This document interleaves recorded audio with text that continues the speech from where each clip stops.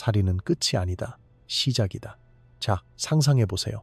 당신이 살고 있던 도시가 하루아침에 사라져버렸다고. 그런데 죽음조차 허락되지 않았다고.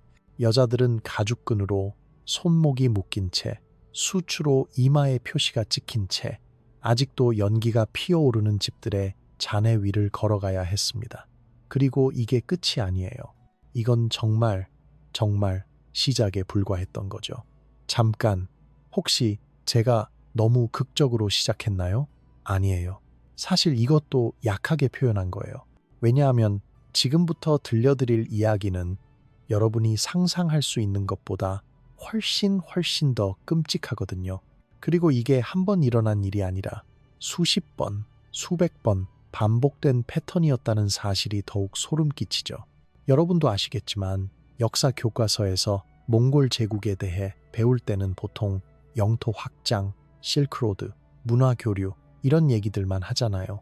아, 몽골 제국이 세계 최대 영토를 정복했구나. 교역로를 개방했구나. 뭐 이런 식으로요.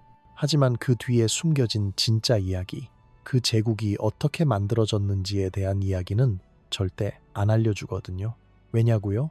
너무 끔찍해서요. 자, 이제 눈을 감고 상상해보세요. 당신이 그 폐허가 된 집 한가운데 서 있다고.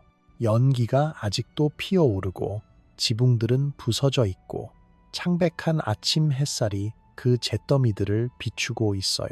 바닥에는 깨진 도자기 조각들이 흩어져 있고 한때 가족의 웃음소리로 가득했던 방들은 이제 텅 비어 있어요. 코를 찌르는 냄새가 있죠. 타버린 곡식 냄새, 그을린 나무 냄새, 그리고 그 특유의 비린내, 피 냄새 말이에요. 어디선가 아이가 우는 소리가 들리는데 그것마저도 죽음 같은 정적에 묻혀버려요. 이상하게도 새들조차 울지 않아요. 마치 이 땅 전체가 숨을 죽이고 있는 것 같아요. 그때 그들이 나타납니다. 몽골 전사들이요. 근데 여러분이 상상하는 것과는 달라요. 영화에서 보는 것처럼 고함을 지르며 날뛰는 야만인들이 아니었어요. 아니, 오히려 정반대였죠. 차분하고 정확하고 계산적이었습니다. 마치 공장에서 일하는 작업자들처럼 능숙하고 체계적이었어요. 모든 행동에는 목적이 있었고 모든 잔혹함에는 이유가 있었어요. 이게 바로 몽골의 방법이었던 거죠. 체계적인 잔혹함이었습니다. 그거 아세요? 몽골군에 대한 소문은 항상 그들보다 먼저 도착했어요. 상인들이, 도망친 난민들이, 살아남은 병사들이 전해주는 이야기들이요. 마을에서 마을로, 도시에서 도시로 전해지는 속삭임들. 그들이 온다. 아무도 살아남지 못한다. 여자들은 뭐 이런 식으로요. 재미있는 건 사람들은 이런 소문들을 항상 과장이라고 생각했어요. 설마 그럴 리가 없다고. 아무리 그래도 그 정도까지는 인간이 인간에게 그런 일을 할 리가 없다고 믿고 싶어 했던 거죠. 하지만 막상 현실을 마주했을 때 깨달았어요. 소문은 과장이 아니라 오히려 축소였다는 것을요. 현실은 소문보다 훨씬 더 참혹했거든요. 몽골의 방법이 뭐였는지 아세요? 이들의 잔혹함은 즉흥적이거나 감정적인 게 아니었어요. 완전히 체계적이었죠.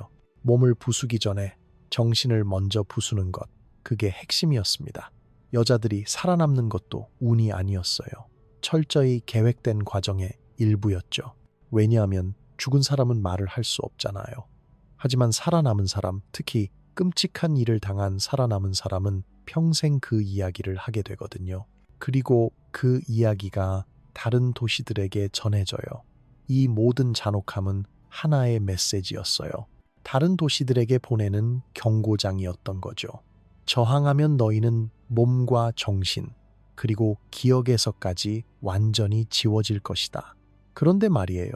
이제 무슨 일이 벌어질지 이해하려면 먼저 이 정복자들이 대체 누구인지부터 알아야겠죠?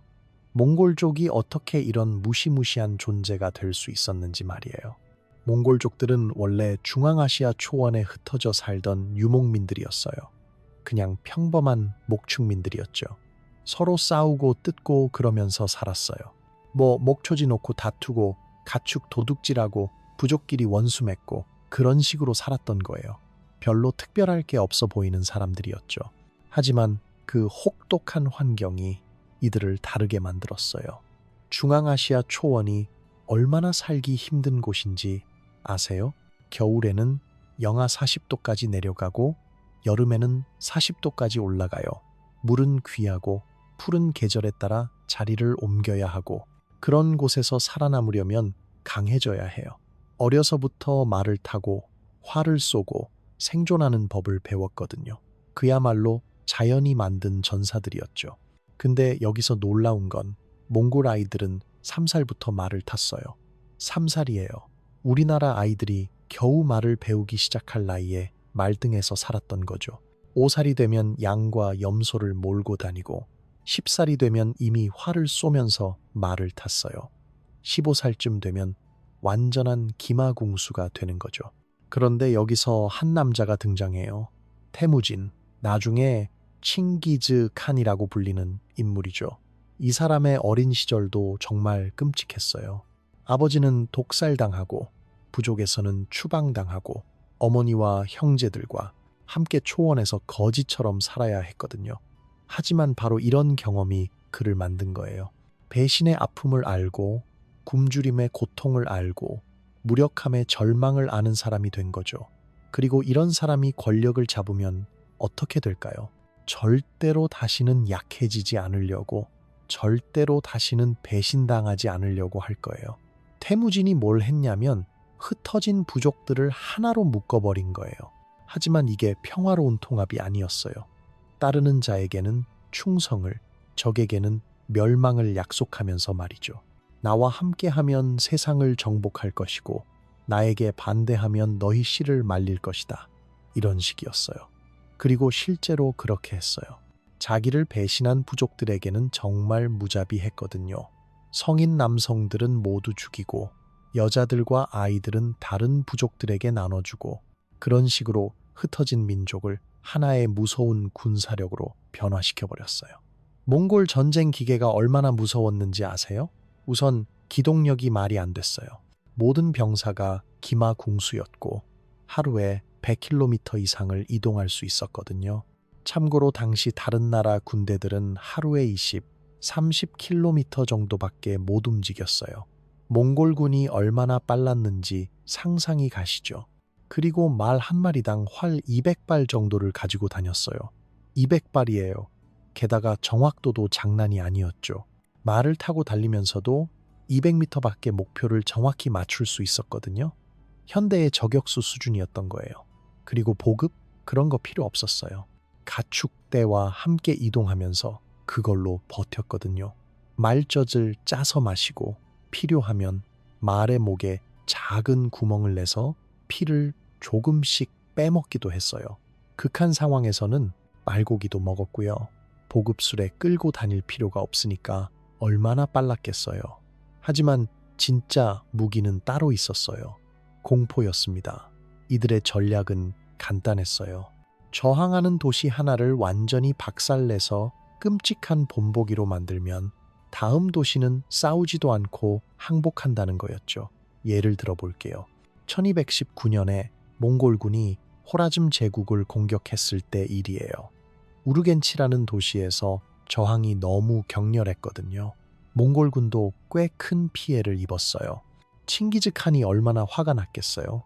그래서 그 도시를 점령한 다음에 뭘 했냐면 주민 100만 명을 모두 죽여버렸어요. 100만 명이에요.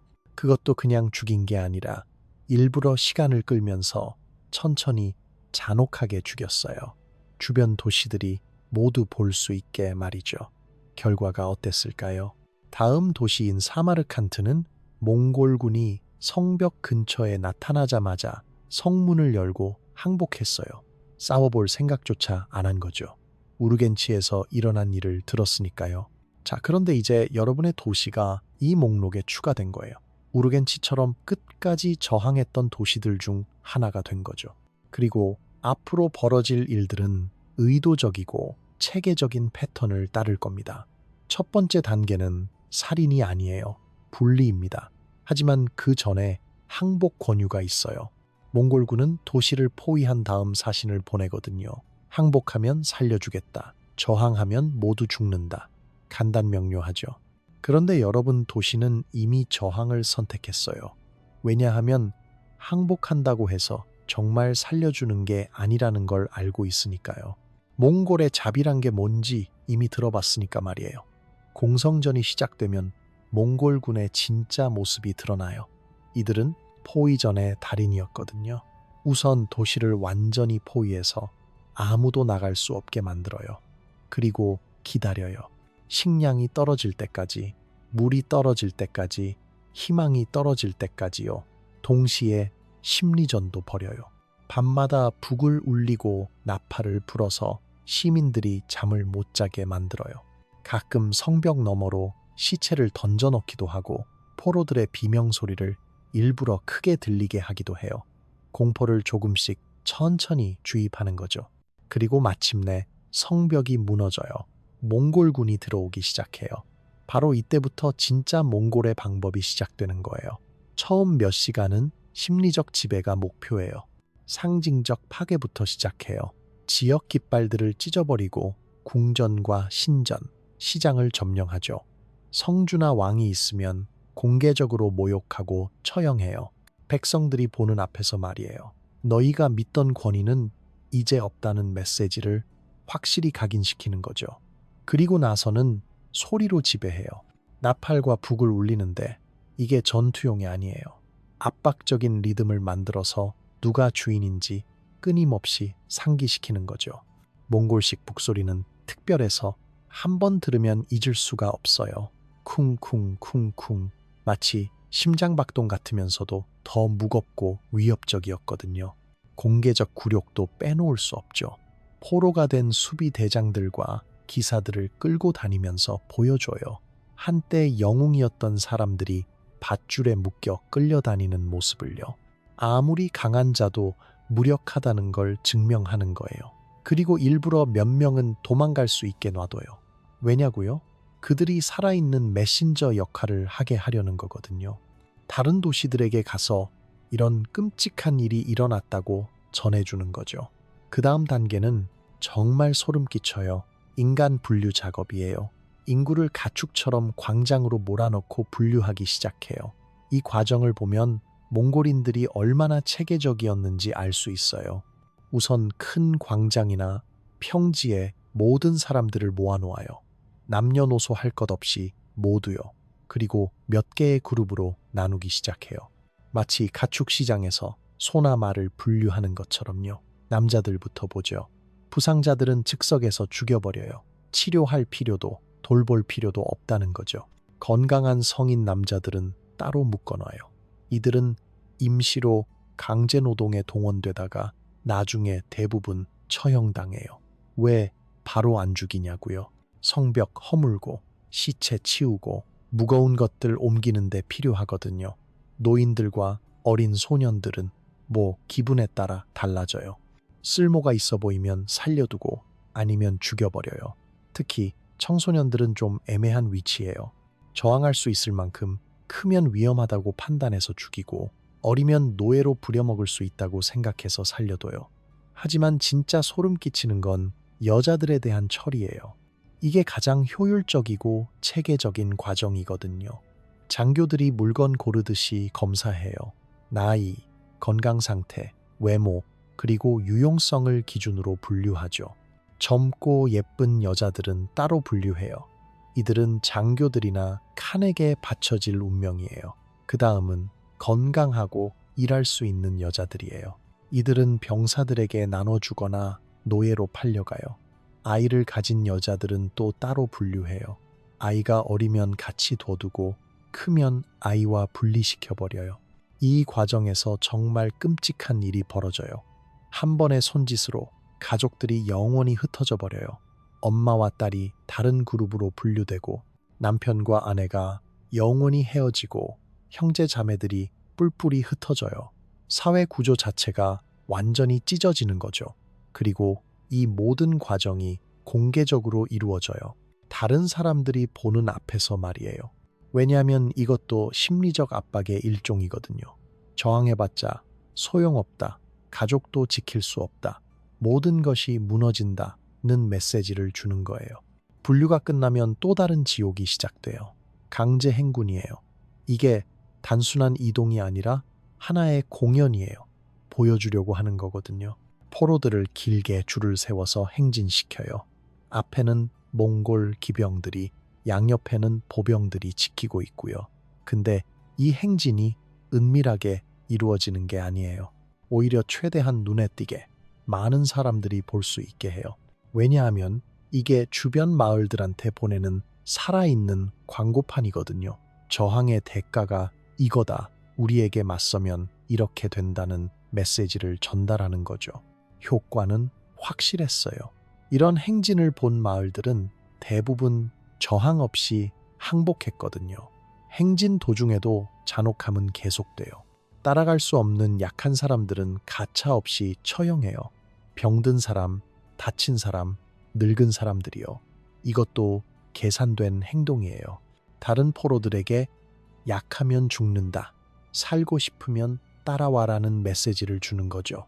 그리고 이 여행은 집과 과거 삶과의 마지막 연결고리를 끊어버리는 의식이기도 해요. 포로들이 자신의 도시에서 멀어질수록 돌아갈 희망도 점점 사라져요. 물리적 거리가 심리적 절망으로 바뀌는 거죠. 행진은 보통 며칠에서 몇 주까지 계속돼요. 목적지는 임시 수용소거나 다른 점령지예요. 그리고 그곳에 도착하면 포로들의 최종 운명이 결정돼요. 임시 수용소에 도착하면 또 다른 분류가 시작돼요. 이번에는 더 세밀하고 구체적이에요. 같이 있는 여자들은 사령관들의 첩이나 하인으로 배정되고 나머지는 병사들에게 상으로 주어져요. 숙련된 장인들, 대장장이, 목수, 직조공 같은 사람들 또 마찬가지로 배정되죠. 흥미로운 건 몽골인들이 기술자들을 굉장히 중요하게 생각했다는 거예요. 왜냐하면 자신들은 유목민이라 그런 기술이 없었거든요. 그래서 실력 있는 장인들은 오히려 대우를 잘 받았어요. 물론 자유는 없었지만요. 하지만 가장 중요한 건 많은 이들이 의도적으로 제국 전체에 흩어져 보내진다는 거예요. 이게 정말 악랄한 정책이었어요. 문화적 결속을 파괴하고 돌아갈 가능성을 원천 봉쇄하는 거죠. 예를 들어 중국에서 잡힌 포로는 중앙아시아로, 중앙아시아에서 잡힌 포로는 유럽으로, 유럽에서 잡힌 포로는 중국으로 보내는 식이에요. 언어도 다르고 문화도 다른 곳에 보내버리면 동족들과 연합해서 반란을 일으킬 가능성이 없어지거든요. 그리고 삶은 영구적인 노예 상태가 되어버려요. 몽골 제국에서 노예는 재산이었어요. 화폐처럼 거래될 수 있는 존재였죠. 말 한 마리와 여자 한 명을 바꾸기도 하고 양 10마리와 남자 하나를 바꾸기도 했어요. 하지만 이 모든 끔찍한 일들은 사실 준비 단계에 불과해요. 진짜 무서운 건 마지막 단계예요. 완전한 지우기. 마지막 단계가 가장 절대적이에요. 완전한 지우기예요. 이건 단순히 사람들을 죽이거나 잡아가는 게 아니라 그 도시의 존재 자체를 말소시켜버리는 거예요. 물리적 지우기부터 시작해요. 성벽, 성문, 망루를 체계적으로 파괴해버려요. 그냥 무너뜨리는 게 아니라 아예 돌 하나하나까지 분해해서 다른 곳에 가져다 쓸 수 없게 만들어요. 궁전이나 관공서 같은 상징적인 건물들도 마찬가지고요. 영적 지우기도 있어요. 신전과 성스러운 장소들을 모독하거나 완전히 허물어버리죠. 종교적 유물들을 불태우고 성직자들을 죽이고 종교 의식을 금지시켜요. 사람들의 정신적 기반을 완전히 무너뜨리는 거죠. 하지만 가장 무서운 건 경제적, 생태적 지우기예요. 식량 창고를 태워버리고 씨앗까지 모두 없애버려요. 우물에 시체를 던져 넣어서 물을 사용할 수 없게 만들고 관계시설을 파괴해서 농사를 지을 수 없게 만들어요. 심지어 강이 물길까지 돌려버려요. 기술력이 있으니까 가능한 일이었죠. 도시 근처로 흐르던 강을 다른 곳으로 돌려버리면 그 도시는 아예 사람이 살 수 없는 땅이 되어버려요. 물이 없으면 농사도 못 짓고 가축도 키울 수 없고 사람도 살 수 없거든요. 목표는 뭐냐고요? 그 도시를 지도에서만 지우는 게 아니라 기억에서까지 지워버리는 거예요. 나중에 다른 사람들이 와서 보면 여기 원래 도시가 있었나 싶을 정도로 완전히 없애버리는 거죠. 땅에 새겨진 경고장으로 만들어버리는 거예요. 실제로 몽골군이 지나간 자리에는 정말 아무것도 남지 않았어요. 고고학자들이 발굴을 해봐도 여기 정말 도시가 있었나 싶을 정도로 깨끗하게 사라져버렸거든요. 몽골인들의 파괴 기술이 얼마나 완벽했는지 알 수 있는 부분이에요. 그리고 이런 일들이 한 번에 끝나는 게 아니에요. 몇 년 후에 다시 와서 확인해 보기도 해요. 혹시 누군가 돌아와서 다시 도시를 건설하려고 하는지 말이에요. 그런 시도가 보이면 또 다시 완전히 파괴해버려요. 정말 집요하죠. 이런 완벽한 파괴가 가능했던 이유는 몽골군의 조직력 때문이에요. 각자 맡은 역할이 정해져 있었거든요. 어떤 부대는 건물 파괴 전담, 어떤 부대는 인구 관리 전담, 어떤 부대는 물자 수집 전담, 이런 식으로 분업이 되어 있어서 효율성이 극대화되었어요. 그리고 이 모든 과정이 문서로도 기록되었어요. 몽골 제국은 의외로 기록을 꼼꼼히 남겼거든요. 어느 도시에서 얼마나 많은 사람을 죽였는지, 얼마나 많은 재물을 얻었는지, 어떤 방식으로 파괴했는지 모든 게 기록되어 있었어요. 마치 현대 기업의 업무 보고서 같았죠. 기가 막히죠? 이런 5단계 방법이 제국의 급속한 성장을 이끌었어요. 지워진 도시 하나하나가 다음 도시를 정복하는 이야기가 되었거든요. 군대가 도착하기도 전에 말이에요. 실제로 몽골군이 어떤 지역에 나타났다는 소문만 들어도 그 지역의 여러 도시들이 사신을 보내서 항복을 요청했어요. 싸워보지도 않고 말이에요. 왜냐하면 이미 다른 곳에서 일어난 일들을 들어서 알고 있으니까요. 몽골 제국은 칼로 정복한 것만큼이나 이야기로도 정복했어요. 공포는 자가증식하는 무기였던 거죠. 한번 퍼지기 시작하면 스스로 확산되면서 적들의 저항 의지를 무너뜨렸어요. 예를 들어 몽골군이 중국을 정복할 때 일이에요. 처음에는 중국인들이 저 야만인들이 우리 문명을 어떻게 하겠어 하면서 무시했어요. 하지만 첫 번째 도시가 완전히 사라져버리자 분위기가 바뀌었어요. 두 번째, 세 번째 도시도 마찬가지로 지워지자 나머지 도시들은 줄줄이 항복하기 시작했어요. 유럽에서도 마찬가지였어요. 처음에는 동양에서 온 야만인들이라고 얕잡아 봤죠. 하지만 키예프가 완전히 사라져버리고 모스크바가 잿더미가 되자 유럽 전체가 공포에 떨기 시작했어요. 당시 유럽의 왕들이 서로에게 보낸 편지들을 보면 정말 절망적이에요. 하나님이 우리를 버리셨는가? 이들을 막을 방법이 있는가? 우리의 군대로는 상대가 되지 않는다. 이런 내용들이에요. 심지어 교황까지 나서서 몽골군에 대비하라는 직서를 내렸을 정도였어요.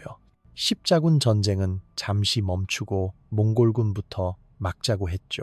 그만큼 공포가 컸던 거예요. 하지만 정작 몽골인들은 이런 반응을 계산하고 있었어요. 공포가 퍼질수록 자신들의 일은 쉬워지거든요. 실제로 싸워야 할 도시는 줄어들고 항복하는 도시는 늘어나니까 말이에요. 칭기즈칸이 말했다고 전해지는 유명한 말이 있어요. 적이 우리를 두려워하면 이미 절반은 이긴 것이다. 정말 맞는 말이었죠. 이런 공포 마케팅의 효과는 정말 대단했어요. 몽골 제국이 30년 만에 유라시아 대륙의 절반을 정복할 수 있었던 이유도 바로 이것 때문이에요. 실제로 싸운 전투보다 항복받은 도시가 훨씬 많았거든요. 근데 여기서 정말 소름 끼치는 건 이 모든 시스템이 완전히 의도적이었다는 거예요. 즉흥적인 잔혹함이 아니라 철저히 계획된 심리전이었던 거죠. 현대의 심리전 전문가들도 몽골의 방법을 연구할 정도니까 말 다 했죠. 그리고 이런 방법의 효과는 몽골 제국이 멸망한 후에도 계속되었어요. 사람들은 몇 세기가 지나도 몽골의 침입을 잊지 못했거든요. 러시아에서는 몽골의 멍해라고 불렀고 중국에서는 원나라의 악몽이라고 했어요. 이런 역사적 트라우마가 얼마나 깊었는지 지금도 이 지역 사람들의 집단 무의식에 남아있을 정도예요. 러시아 사람들이 유독 외침에 민감한 것도 이런 역사적 경험 때문이라는 분석도 있어요. 자, 그런데 정말 무서운 건 이 모든 이야기가 과거의 일만은 아니라는 거예요. 현대에도 비슷한 방법들이 사용되고 있거든요. 물론 규모나 방식은 다르지만 공포를 통한 지배, 체계적인 파괴, 문화적 지우기, 이런 것들은 여전히 일어나고 있어요. ISIS가 고대 유적들을 파괴할 때도 몽골의 방법과 비슷했어요. 단순히 파괴하는 게 목적이 아니라 그걸 영상으로 찍어서 퍼뜨리면서 공포를 조성하는 거였죠. 몽골군이 살아남은 사람들을 도망가게 해서 소문을 퍼뜨리게 한 것과 같은 원리예요. 현대의 전쟁에서도 민간인 대상 공격이나 문화재 파괴가 단순한 부수적 피해가 아니라 의도적인 전략인 경우가 많아요. 적의 의지를 꺾고 문화적 정체성을 파괴하려는 거죠. 그런 면에서 보면 몽골의 방법은 인류 역사상 가장 완성된 형태의 전면전이었다고 할 수 있어요. 단순히 영토만 정복하는 게 아니라 적의 존재 자체를 지워버리려 했으니까요. 하지만 역설적으로 이런 극단적인 방법 때문에 몽골 제국은 오래 지속되지 못했어요. 왜냐하면 지배할 사람들을 너무 많이 죽여버렸거든요. 결국 제국을 유지할 인력이 부족해져서 분열되기 시작했어요. 그리고 살아남은 사람들의 저항도 만만치 않았어요. 겉으로는 항복한 것 같아도 기회만 되면 반란을 일으켰거든요. 결국 몽골인들도 정착해서 지역 문화에 흡수되거나 다른 민족들에게 밀려나게 되었어요. 칭기즈칸의 후손들도 결국은 중국인이 되고 이란인이 되고 러시아인이 되어버렸어요. 정복자가 피정복자가 된 거죠. 이런 면에서 보면 역사의 아이러니라고 할 수 있어요. 자, 다시 여러분을 그 현장으로 데려가 볼게요. 도시는 조용하고 사라져 버렸어요. 한때 수만 명이 살던 곳이 이제는 바람만 불고 있어요. 집은 이제 기억 속에만 존재하죠. 그 이름도 사람들도 성벽도 모두 세상에서 빼앗겨 버렸어요. 몇 년 후에 지나가던 상인이 이곳을 보고 말할 거예요. 여기 원래 뭔가 있었나 흔적조차 남지 않았으니까요. 완전한 지우기가 완성된 거죠. 하지만 정말 모든 게 지워진 걸까요? 아니에요. 기록은 남았어요. 다른 지역의 역사서에, 살아남은 사람들의 증언에, 그리고 고고학적 발굴을 통해서 이런 일들이 있었다는 사실은 알려져 있어요. 그리고 이런 이야기들이 우리에게 주는 교훈도 있어요. 문명이 얼마나 취약한 것인지, 평화가 얼마나 소중한 것인지, 그리고 인간이 얼마나 잔혹할 수 있는 존재인지를 보여주거든요. 몽골의 진정한 힘은 전체 도시들을 역사에서 지워버릴 수 있는 능력이었어요. 이들은 단순히 땅을 정복한 게 아니라 존재 자체를 정복했던 거죠. 사람들의 몸뿐만 아니라 마음까지, 현재뿐만 아니라 미래에 대한 기억까지 빼앗아 버렸어요. 그리고 이 모든 것이 체계적이고 의도적이었다는 점이 가장 무서운 부분이에요. 감정적인 복수나 순간적인 광기가 아니라 냉정하게 계산된 전략이었던 거죠. 하지만 동시에 이런 극단적인 방법이 결국 자신들에게도 독이 되었다는 것도 기억해야 해요. 너무 많은 것을 파괴하고 너무 많은 사람을 죽인 결과 제국 자체가 유지되지 못했거든요. 역사는 이런 식으로 반복되는 것 같아요. 극단적인 힘은 일시적으로는 강력하지만 결국은 스스로를 파괴하게 되어 있어요. 몽골 제국이 그 좋은 예죠.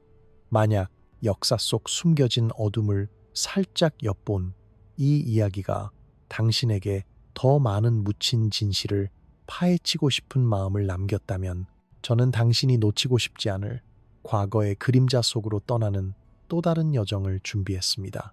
지금 화면에 나타나는 비디오를 클릭하여 역사가 지우려고 했던 또 다른 충격적인 장을 발견해 보세요. 그리고 이번 탐험이 저만큼이나 흥미로웠다면 구독 버튼을 눌러서 우리가 함께 역사의 겹을 계속 벗겨나갈 수 있도록 해주세요. 이 잊혀진 목소리들은 들려질 자격이 있습니다. 그리고 아직 들려주어야 할 이야기는 훨씬 더 많이 남아 있습니다. 왜냐하면 역사는 단지 기억되는 것만이 아니기 때문입니다. 그것은 또한 빼앗긴 것이기도 하죠. 그리고 때로는 가장 중요한 이야기들이 영원히 사라질 뻔했던 바로 그 이야기들입니다.